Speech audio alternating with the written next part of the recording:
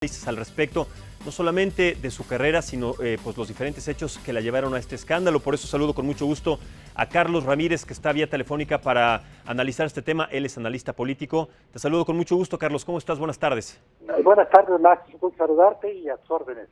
Muchísimas gracias. A ver, vamos a darle lectura a este caso, porque además también dentro de las declaraciones de Rosario Robles, de esta comparecencia que tuvo ayer maratónica hasta la madrugada, estaban involucrados o salieron involucrados los nombres de José Antonio Meade, también extitular del CESOL, y también del expresidente Enrique Peña Nieto. ¿Consideras que Rosario Robles es un chivo expiatorio? ¿No? ¿Cuál será el proceso que tú consideras que se le va a dar después de esta segunda audiencia?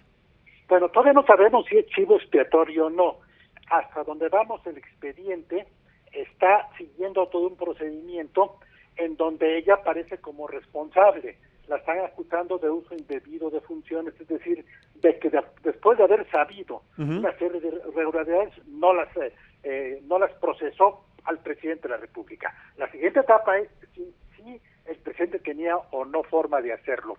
Pero aquí el asunto es, ¿estamos frente a un asunto político o frente a un asunto de investigación de corrupción?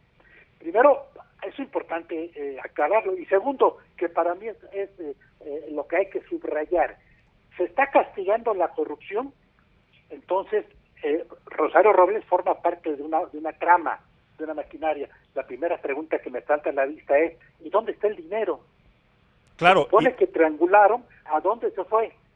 ¿A bolsillos privados o a bolsillos políticos? Bueno, sabemos que ese dinero, Carlos, perdón que te interrumpa, pues fue triangulado en diferentes organizaciones, inclusive también en organizaciones educativas, en establecimientos educativos que no tenían la infraestructura. Ahora, la procedencia se sabe, no se sabe cuál es el final o el recorrido de este dinero, pero a lo que te refieres con el uso indebido de las funciones y de manera coloquial es encubrir, pues, digamos, a todos estos funcionarios que estuvieron involucrados, ¿no? Primero a los funcionarios de ella y segundo al presidente de la República. Ella quedó como el eslabón más débil. Pero esto es, digamos, lo que hay que estar atentos para saber hasta dónde va a llegar. No sabemos si es la intención final llegar al expresidente de la República, Peña Nieto, y al secretario o el candidato presidencial, Meade Curibreña. Meade llegó después a cubrir el lugar de Rosario, y hay un documento que se llama Acta de Entrega-Recepción, en donde quien se va le dice, estos son los problemas.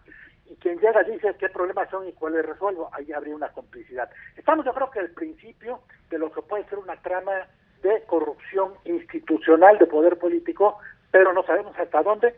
Estamos, en este caso, de que a Rosario, si bien estoy leyendo el procedimiento, la mandan a Santa Marta, a Catitla, como prisión preventiva para que no huya. Es decir, no está siendo sentenciada. Sí, claro. En 2 o 4 meses la sacarán y ya seguirá el proceso en la cárcel.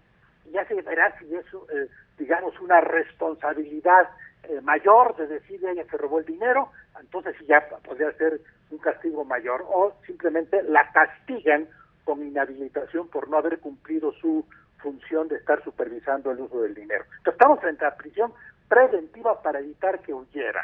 Son de 2 a 4 meses. Claro, después de este proceso de prisión preventiva y después de que, si es que se le comprueba su culpabilidad en este asunto y que se le dicte una condena mayor, escuchamos también en la mañanera del presidente de México, Andrés Manuel López Obrador, sobre que él pues no va a actuar como Poncio Pilato. Si es que se le considera culpable y es sentenciada a una sentencia más grande, Carlos, entonces podría después de esta sentencia, librar la cárcel con una postura de mártir y pues con esto el gobierno, si es que existe una especie de pacto y pensando en estas teorías de conspiración, olvidarnos de ese tema y como tú bien lo dijiste, olvidarnos del dinero. ¿De dónde quedaron esos 5,000 millones de pesos? Hasta ahorita, lo que tienes documentado podría ser el doble. Pero bueno, sí, el presidente lo que hace sí es Poncio Pilato, a las manos, dice, está en el proceso judicial. La fiscalía acusa, integra la carpeta de investigación, se la pasa a un juez, el juez cita y el juez dice, se va la señora a guardarse en un lugar donde esté seguro.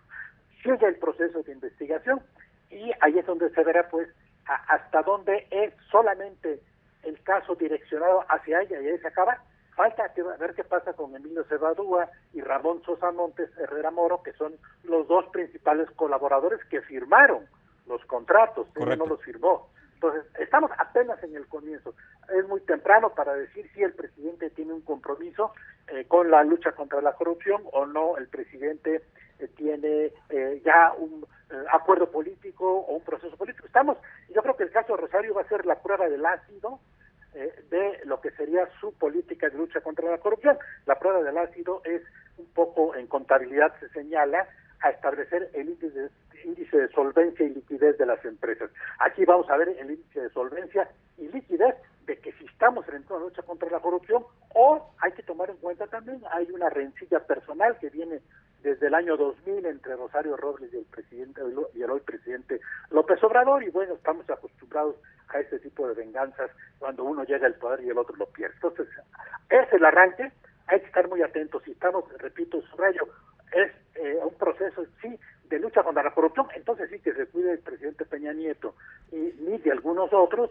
Estamos frente a un asunto político solamente direccionada a ella, y la otra parte, insisto, en las investigaciones y en los juicios contra la mafia, siempre hay esta parte que dicen, sigue el dinero, ¿no? Hay que seguir el dinero para saber dónde Claro. está, ahora quién se usó, en campañas políticas o alguien se lo quedó en privado. Claro, Carlos, mira, hablando, yo sé que es muy temprano todavía para determinar este asunto porque es un proceso largo, pero ya que lo mencionas, ¿en qué momento considerarías tú que sería óptimo o que exista la posibilidad de que comparezca también Enrique Peña Nieto y en este caso José Antonio Meade, si es que se les llega a comprobar esta vinculación en este asunto? Bueno, cuando se retome ya el juicio, se supone que Rosario va a seguir el juicio, la van a sacar de Santa Marta para que vaya a los juzgados, la van a regresar, pero yo creo que no tardará más de un mes, ¿eh? Un Porque mes. sí, no más de un mes o un mes más o menos en lo que se van procesando. Los juicios y los procedimientos penales son muy lentos, aunque en juicio oral se supone que los hace más rápido, pero aquí como hay puntos muy sensibles, habrá que estar pues a la expectativa de que no sea demasiado tiempo y sea demasiado corto. Tiene que estar muy bien probado si es que van a ir a seguir el dinero o ver si el presidente de la República realmente estuvo involucrado y si se le solicita una comparecencia, sea en lo personal o por escrito. Correcto, Carlos Ramírez, muchísimas gracias, analista político. Te mando un abrazo y gracias por Igualmente. darnos justamente esta lectura al respecto de este caso, en donde, como usted ya lo escuchó de parte de viva voz de Carlos Ramírez en este análisis, podría no pasar más de un mes para que dentro de este proceso, pues también se le cite a comparecer al expresidente de México, Enrique Peña Nieto, y por supuesto